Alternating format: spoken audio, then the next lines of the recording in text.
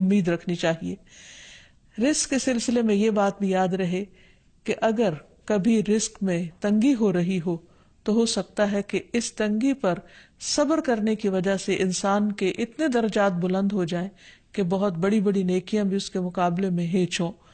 پھر اسی طرح بعض اوقات انسان کے لیے ناشکری رزق کی تنگی کا ذریعہ بن جاتی ہے، تو اس سے بھی انسان کو پرہیز کرنا چاہیے.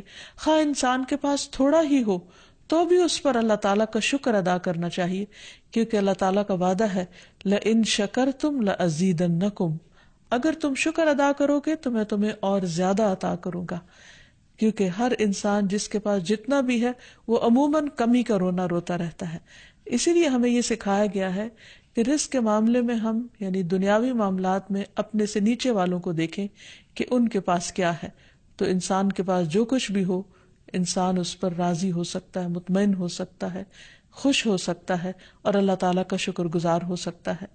اور یہ ہمیشہ یاد رکھے کہ اصل میں الرزاق تو اللہ تعالیٰ ہی ہے.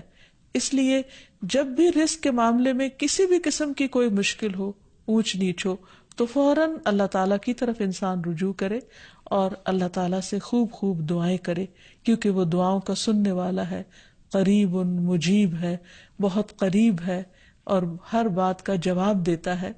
ایسا نہیں کہ وہ انسان کی دعا کو نظر انداز کر دیتا ہے. اور یہ تو اس کا خود حکم ہے، وَقَالَ رَبُّكُمُ ادْعُونِي أَسْتَجِبْ لَكُمْ، تمہارا رب کہتا ہے کہ تم مجھ سے مانگو تو میں تمہاری دعا قبول کروں گا.